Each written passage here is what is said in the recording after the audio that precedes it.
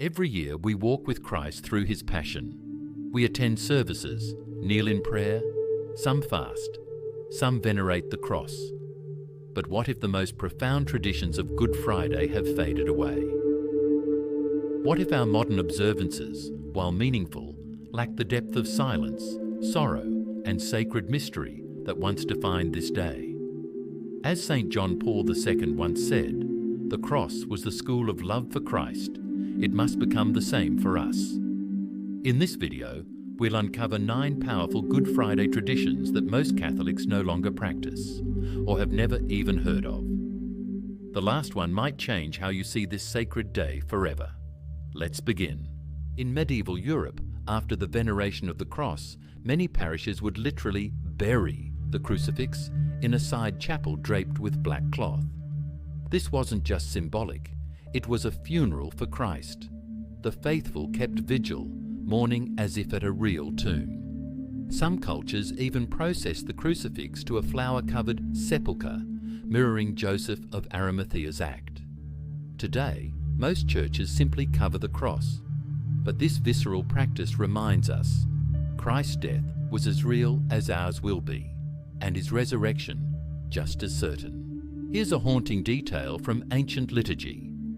On Good Friday, the Lord's Prayer was prayed silently by the priest, except for the final line, "Deliver us from evil." Why? Because on the day Christ was delivered into the hands of evil, the Church hesitated to even speak the prayer aloud. Only at the plea for deliverance did voices rise, a whisper of hope in the darkness. This tiny, forgotten nuance captures the tension of Holy Week, sorrow pierced by trust in God's ultimate victory. Imagine walking into your parish on Good Friday and finding it completely dark.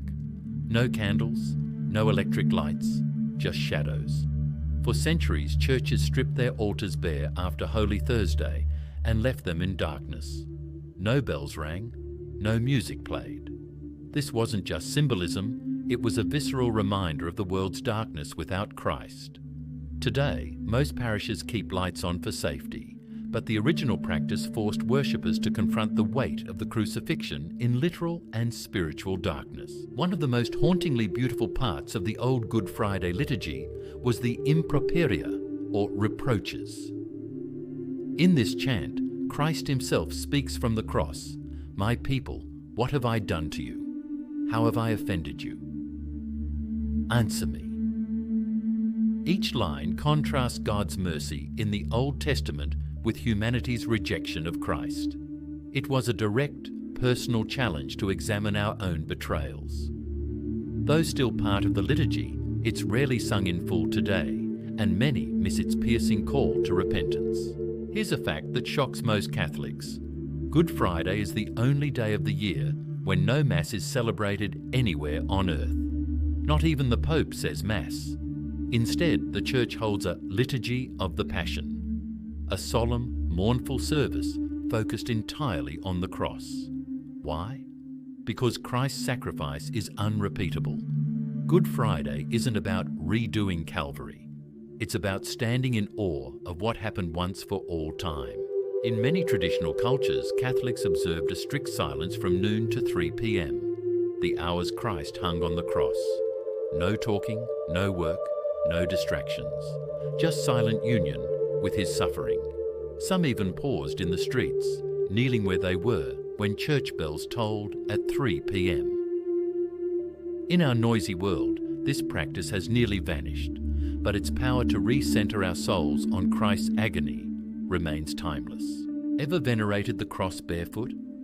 In medieval Europe, many would remove their shoes before approaching the cross, a sign of humility, like Moses before the burning bush.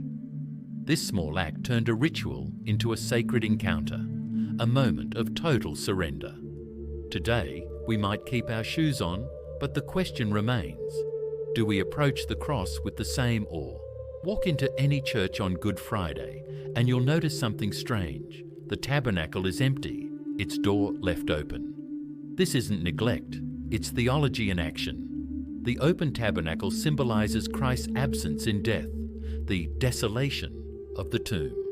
In older traditions, the Eucharist wasn't just removed. The entire tabernacle was veiled in black, a visual proclamation. He is not here. He is crucified. This one may surprise you.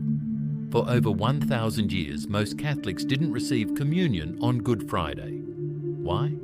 Because the early church saw this day as a fast not just from food, but from the Eucharist itself, a way to enter more deeply into Christ's deprivation on the cross.